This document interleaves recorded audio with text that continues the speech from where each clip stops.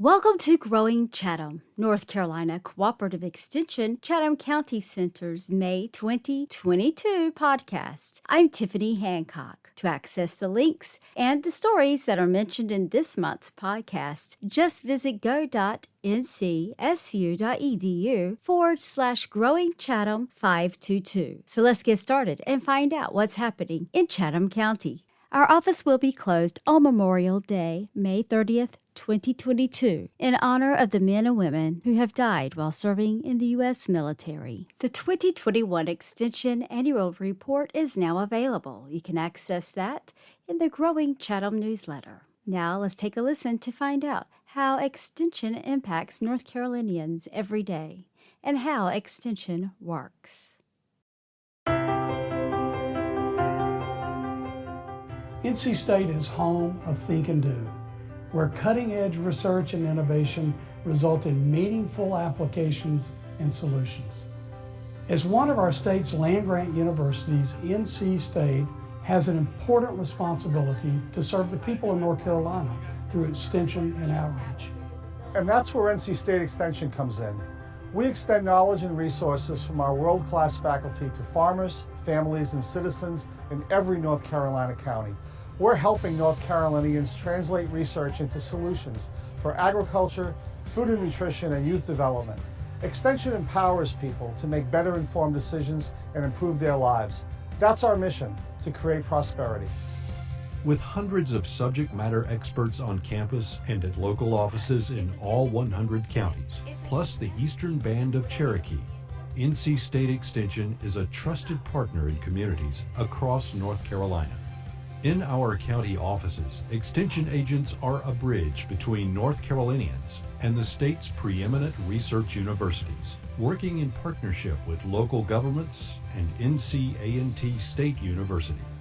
Extension utilizes a high-tech, high-touch approach to educate people through online resources, local workshops, publications, and field days, as well as personal contacts. Each year, Extension makes more than 1.5 million face-to-face contacts with North Carolinians. Extension specialists work with county agents to identify emerging research questions and challenges in the field from across the state, then apply science and technology to improve our state's agricultural, economic, and social well-being. This level of engagement, from our campus to our communities, helps NC State Extension generate hundreds of millions of dollars in economic impacts for North Carolina. We don't do it alone. More than 70,000 citizen advisors and volunteers donate invaluable time and resources to help coordinate our programming to better address local needs. Our collaboration with USDA's National Institute of Food and Agriculture, NC State University, and state and local governments forms the foundation for North Carolina Cooperative Extension. Together, we increase productivity and fuel economic development, from breeding more profitable crops to eradicating food deserts, from safely preserving fruits and vegetables to molding our future leaders. We're preparing North Carolinians for the future. NC State Extension focuses on 3 core areas: agriculture, food and nutrition, and 4-H youth development. Agriculture is North Carolina's largest industry, generating $84 billion annually, while employing more than 17% of the state's workforce.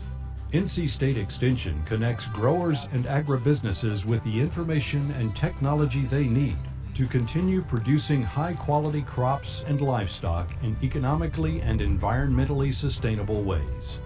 We also help address a growing demand from the public to learn more about where their food comes from and how agriculture impacts their lives, all of which helps keep North Carolina agriculture growing and sustainable. NC State Extension offers a wealth of educational programs, from local foods and healthy meals to food preservation and master gardeners.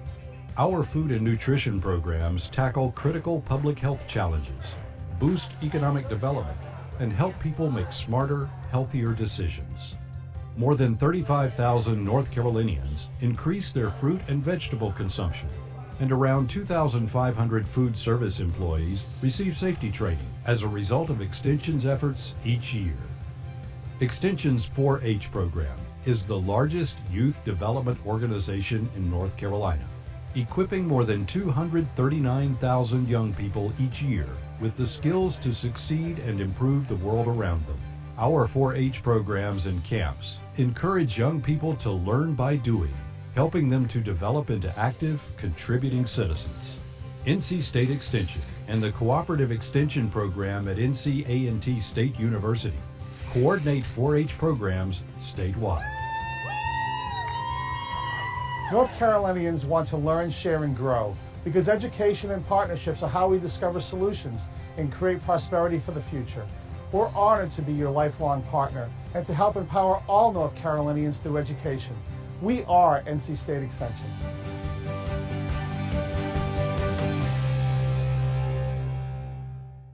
To access the 2021 Extension Annual Report, just visit go.ncsu.edu/growingchatham522. Have you downloaded the Visit North Carolina Farms app? If not, do it today by visiting your app store. Why should you download the Visit North Carolina Farms app? To connect with the farmers that grow your food. Now we're going to listen to a clip from the Homegrown channel, North Carolina Agriculture, Feeding Families, Growing the Economy. Agriculture is the number one most important thing in North Carolina. When you look at it from an economic standpoint, you look at it from a cost standpoint, and just bringing food to the table to feed all of North Carolina, the biggest thing is knowing where your food comes from. That's the biggest thing I'd say. When you go to the store, majority of that food in that grocery store comes from farmers right here in North Carolina. Whether it's, farm fresh produce or going to, the farmers markets all around the different state. Just understand where that food comes from and the importance it does on the feed families and the economy on North Carolina. There's about 46,000 different farmers across the state of North Carolina, and about 9.5 million acres of the state of North Carolina is covered in agriculture and farm fields. The face of agriculture in North Carolina is composed of a lot of different demographics, from women, which continue to raise in their numbers, up about 22% just in the state of North Carolina. The future of agriculture in North Carolina is very bright. As we look, into the next decade or two, with the help from the university and the farmers of what's going on in their fields, we're using a lot of data and research to kind of point them in the right direction to make it easier for them in the future. A lot of this is based on research and different data, and bringing that all together to give them opportunities in the field or even on what cultivars to plant. And so we could really help them move forward with this new data to make their life easier. Without a doubt, agriculture is the number one most important thing in North Carolina. So connect with the local farmer today when you download the Visit North Carolina Farms app. Just visit your app store and search for Visit NC Farms. You may also visit the Growing Chatham newsletter to access the link to the Visit North Carolina Farms app website. All right, we're going to switch gears now. Let's visit Chatham County 4-H to find out what's happening this month. Do you enjoy taking photos? If so, why not enter your photos in the 2022 Dr. Kim Ingold 4-H Photography Contest? Formerly known as the North Carolina 4-H Photo Contest, this statewide annual contest highlights North Carolina 4-Hers' photographic achievements. The winning photos will be displayed on the North Carolina 4-H Photo Contest website. In addition to 4-H in action and nature's beauty, the new category for 2022 is special effects. Be creative, research how to take the best picture possible, and practice, practice, practice. Most of all, just have fun being creative. Electronic entries are due to Liz or Ginger by August 17th, 2022. You can access the link in the Growing Chatham newsletter for more details. Join in on the 2022 4-H AIR program. What does AIR stand for? Application, Interview, Resume, Electronic Video. Who can participate? Youth ages 11 to 18. Why participate? college and career prep skills, win national 4-H trips, and it's fun. You can register in 4-H online/event. Ginger and Liz ask that you please register by May 18th. This is a great opportunity for new and experienced members to develop career and college readiness skills in either a competitive or non-competitive format. For more information, just contact Ginger or Liz and they'll be glad to help you.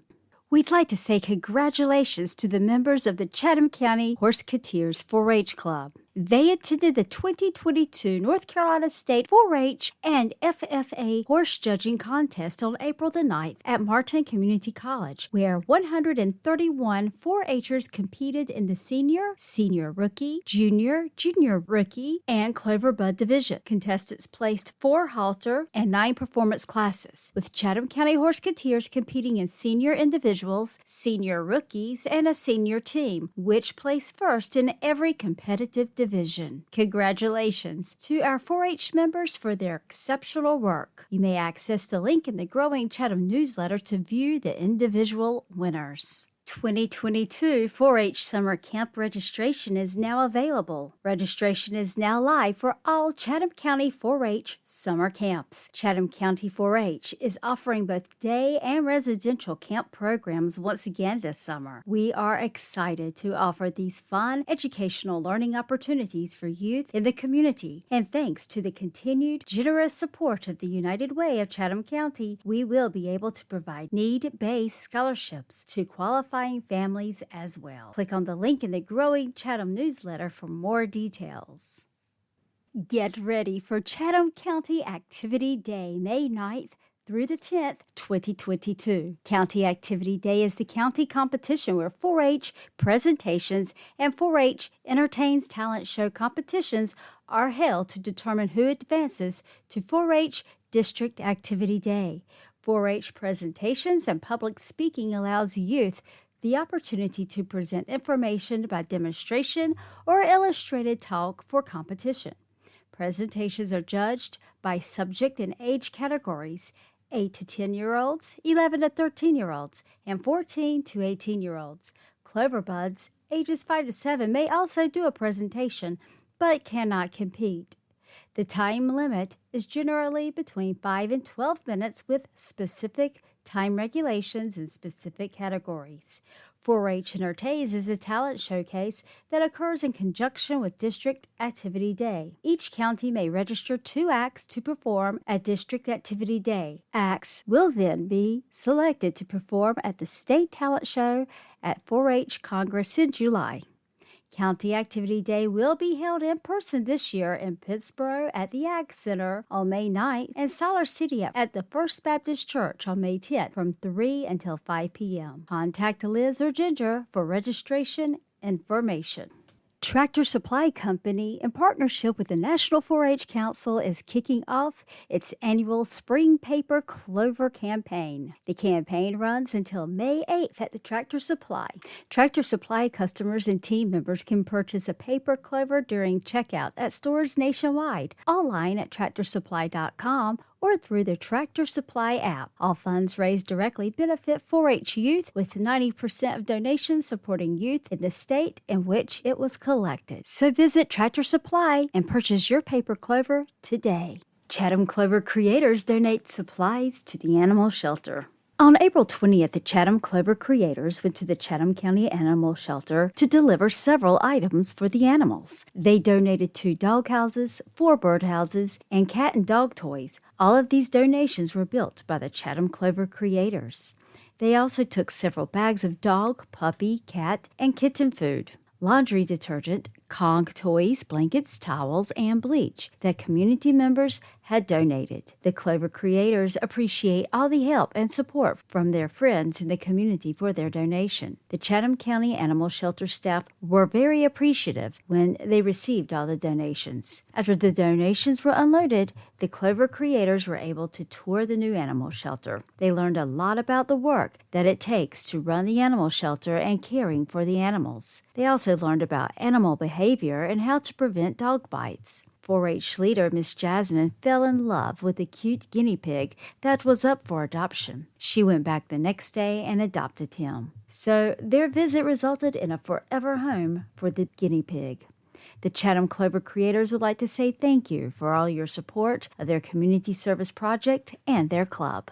Chatham County 4-H announces achievement winners for the 2021 year. Visit the Growing Chatham newsletter to view all the winners. Congratulations to our 4-H graduating seniors: Stella Goolsby, Carl Walton, Victoria Smith, Kyra Worth, Samantha Andrews, Gage Lindley, Tristan Elkins, Emily Stetcher. Congratulations again. We are so proud of each and every one of you. We wish you all much happiness and success. All right, home gardeners, Matt Jones has a few things he'd like to share with you. There is an upcoming Extension Gardener webinar, Fundamentals of Composting. Food scraps and yard trimmings together account for more than a quarter of household waste. Instead of trucking this waste to the landfill, use composting, the controlled decomposition of organic materials into a soil-like substance, to turn it into a valuable soil amendment. Joy Matt Jones, Extension Horticulture Agent, North Carolina Cooperative Extension, and Shannon Culpepper, Recycling and Education Specialist, Chatham County Solid Waste and Recycling, for a webinar on backyard composting. Participants will learn about the science of the decomposition process, understand the types of materials that are readily compostable, how to fine-tune the composting process by finding optimal temperature, moisture, aeration, and pile dimensions, and troubleshooting common composting problems. They will present research-based information from North Carolina Extension Specialist Rhonda Sherman. You can click on the link in the Growing Chatham newsletter for more details. You can also access the link to learn more about composting. This webinar will be recorded if you cannot attend the live webinar. North Carolina State College of Ag and Life Science Guide to Spring Planting for Summer Blooms. Spring in North Carolina is here. Now's the time to decide what flowers to plant this spring to ensure beautiful summer blooms. Click on the link in the Growing Chatham newsletter to open up the guide on how to get started with choosing plants for the sun, shade, and a container. Have you ever thought about becoming a Master Gardener volunteer, but you weren't sure how to get started? To become a certified Master Gardener volunteer in Chatham County, you must attend the information session that is scheduled for May 9th, 2022 from 6 until 7 p.m. Then you must attend at least 5 Extension Gardener classes, submit your application and your application fees, and then complete the Extension Master Gardener Core Training. The Extension Gardener series of webinars and workshops are open to the public. Anyone can attend these. And they also serve as a foundation for understanding research-based home gardening and horticulture practices for prospective Master Gardener volunteers. Prospective Master Gardener trainees need to attend 5 workshops or webinars before July 2023. Due to the prolonged delay from COVID-19, Extension Gardener workshops and webinars attended since 2020 will count towards the minimum 5. Click on the link in the Growing Chatham newsletter for a list of planned Extension Gardener webinars and workshops through February 2023, with more to come later in the spring and summer of 2023. To access the links, just visit go.ncsu/growingchatham522. Extension agent Debbie Roos traveled to North Carolina State University's vet school to meet the turtle rescue team who cares for injured or sick native herps. Now that spring is here, we are starting to see turtles crossing the roads, where inevitably many of them get killed or injured by vehicles. Did you know that North Carolina State University has a turtle rescue team that cares for injured native turtles and other reptiles and amphibians? Learn all about it and meet some of their patients and success stories on the Growing Small Farms website by accessing the link in the Growing Chatham newsletter. You can also find in the Growing Chatham newsletter a video of the turtle rescue team in action, discussing and showing how they save turtles.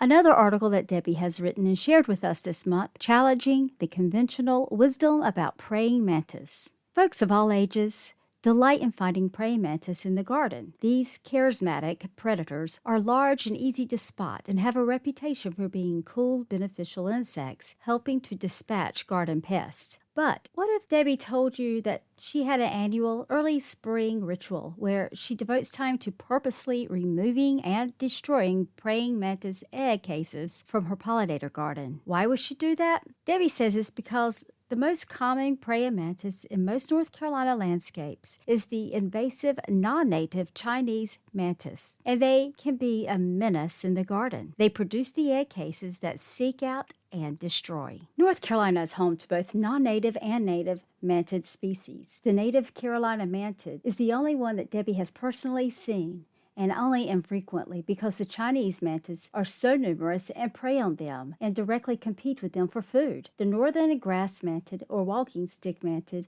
is also a native to North Carolina. Debbie's very happy when she discovers native mantid egg cases in her garden, but unfortunately, she rarely finds them. The Chinese mantid is not the only insect interloper. The non-native Japanese narrow-winged mantid and the European mantid are both present in North Carolina, but they are not common. The Chinese mantid was believed to have been accidentally introduced to the U.S. in 1896 on a shipment of plants to Pennsylvania. The European mantid was accidentally introduced a few years later, but then in the 1930s, the egg cases were purposely imported to be sold for garden pest control and as a biological control agent for the spongy moth in the eastern U.S. Even today, Chinese, European, and Carolina mantid egg cases are commonly sold online and by garden supply stores as natural pest control agents. All praying mantis are indiscriminate ambush predators and will consume anything they can capture. They do not distinguish between good and bad insects when searching for a meal, which is why they are not useful for pest management. Because the Chinese mantis are also large and abundant, they kill bees, butterflies, mice, small reptiles and amphibians, and even birds. In fact, Chinese mantids have been documented feeding on over 20 species of small birds, including hummingbirds. To read the rest of this article, just visit the Growing Chatham newsletter and click on the link.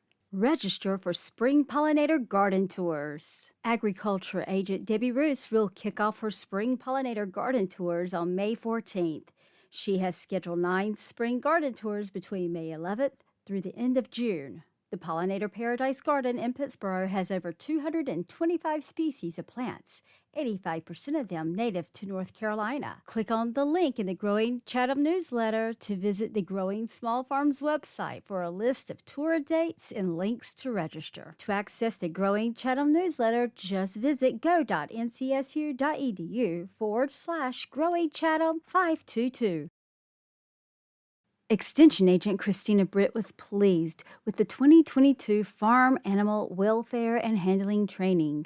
On April 12th, there were 26 participants from 7 counties, including law enforcement, animal control, emergency management, and other personnel, who attended the Farm Animal Welfare and Handling Training. This training was designed for law enforcement, animal control, emergency management, and other related professionals to learn more about livestock welfare and handling. Participants learned about animal welfare issues, husbandry, stockmanship, euthanasia in the classroom before heading out for the hands-on training. They had dairy cattle, beef cattle, horses, sheep, goats, and a pig in separate pens, and participants rotated to each group to learn more about each species. Speakers discussed body condition scoring, handling, and more in these groups. Participants were also able to practice catching a loose horse and moving cattle in this controlled environment. The content in this training provided participants the tools and education they need to handle livestock situations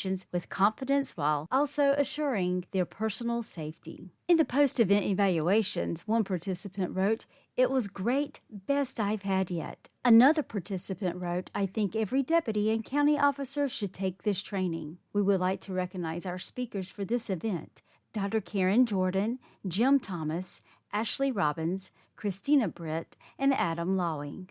We would also like to thank our sponsors for their support: Chatham County Farm Bureau, North Carolina Cattlemen's Association, and Southern States of Siler City. Big thanks to Tucker Withington, Corey Robbins, and Jim Thomas for allowing us to practice with their animals. And many thanks to Sarah Pack with the Chatham County Sheriff's Office for the photos that she took that you can view in the Growing Chatham newsletter. Private pesticide applicators, there will be an X credit opportunity coming up.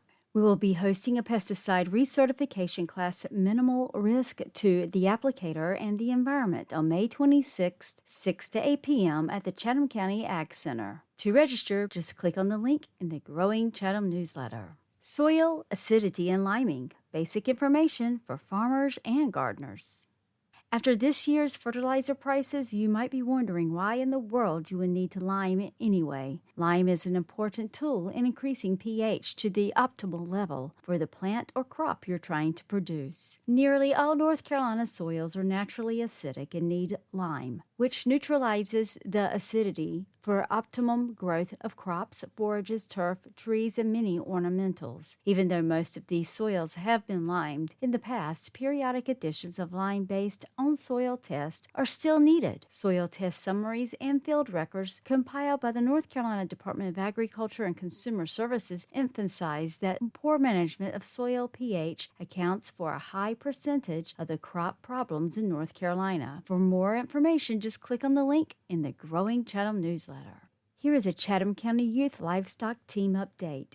Our Chatham County Youth Livestock Team is hitting the ground running. Our recent practices have included general livestock terms and facts, breed identification, and tools. We have some exciting events coming up this summer, including farm visits, feed mill tour, processing plant tour, and more. You can follow us on Instagram at chatham.ag.extension. This page is for livestock-related extension events and information.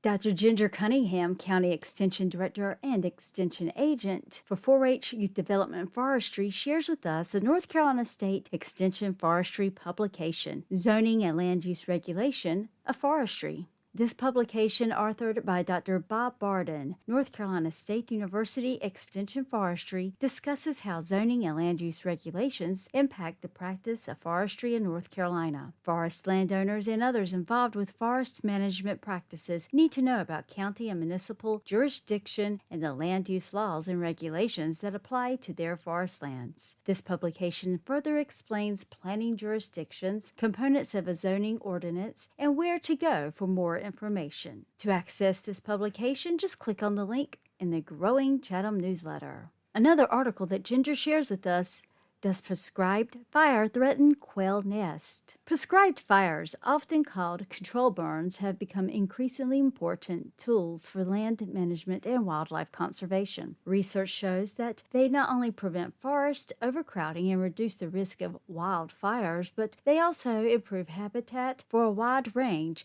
of plants and animals. However, prescribed burns conducted during the spring and summer, called growing season burns, occur when northern bobwhite quail and many other wildlife species are breeding and nesting. That's why North Carolina State researchers recently set out to determine whether the timing and frequency of prescribed fire poses an ecological threat to quail nests. To read this article, just visit the Growing Chatham newsletter and click on the link. To access the links in the Growing Chatham newsletter, just visit go.ncsu.edu/growingchatham522.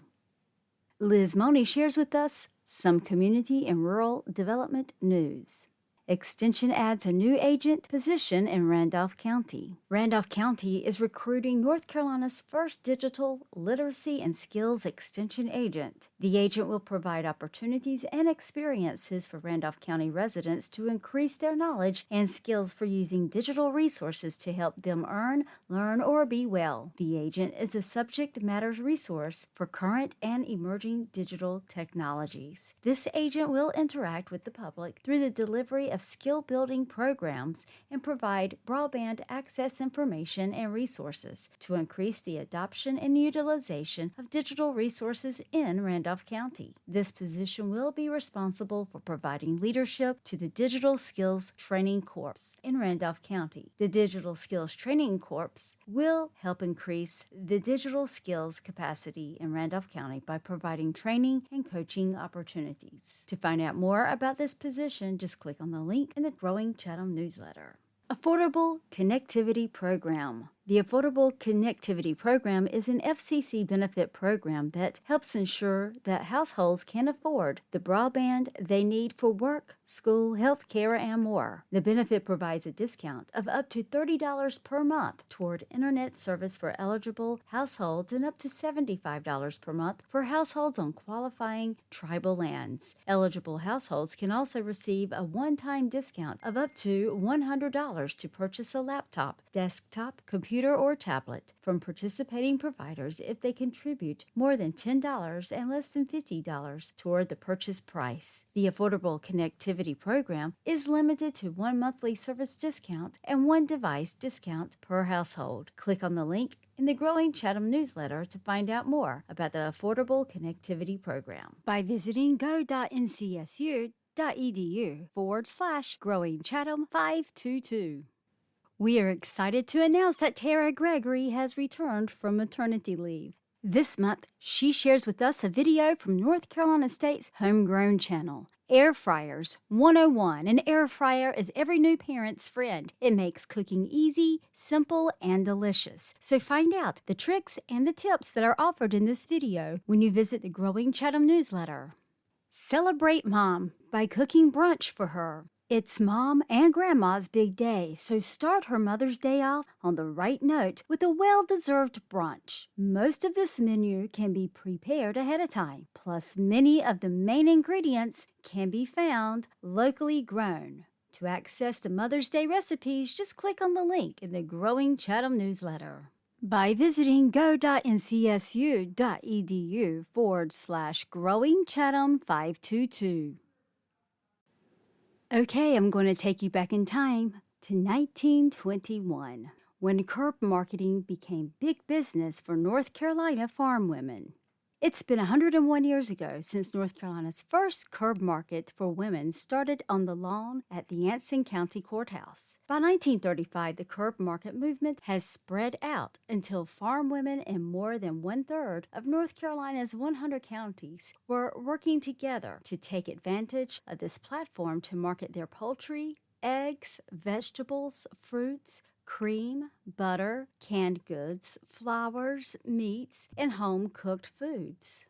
In a 15-year span, curb market sales were measured in hundreds of dollars, and by 1935, these cooperative sales totaled well over $1 million. By 1935, there were 34 curb markets operating, with farm women running these markets. These 34 markets worked with the North Carolina Cooperative Extension Service with a newly hired extension specialist, Mrs. Cornelia Morris. She supervised and helped to develop the curb markets.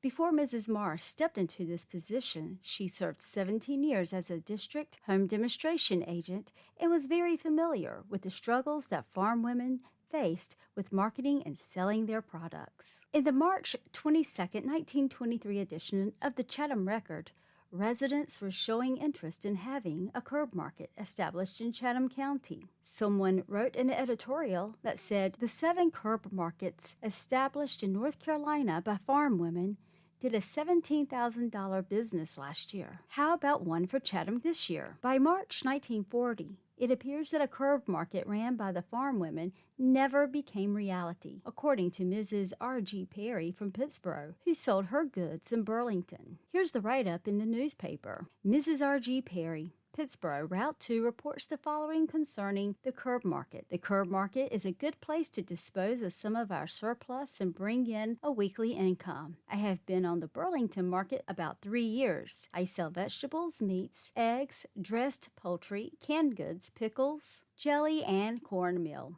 I have collards, mustard, turnips, turnip greens, and green onions from my garden now. I average about $60 a month and only sell 1 day a week. I enjoy this work. It is a fine training school. In the summer of 1954, residents of the Browns Chapel community worked together to bring a half-day curb market in Pittsburgh. Here's a write-up from the Chatham Record. Pittsburgh now has a curb market, if only for half a day a week. Mr. and Mrs. J.H. Crutchfield, Mrs. Ed Crutchfield, and others of Brown's Chapel Community plan to conduct a sale of farm and home products every Friday afternoon in the building formerly occupied by the Pittsburgh Hatchery, just behind Justice Motor Company. They opened up for the first time last Friday afternoon and reported that the day was a great success. They had on hand many kinds of fresh vegetables, as well as fruits, country ham, and even pies and cakes.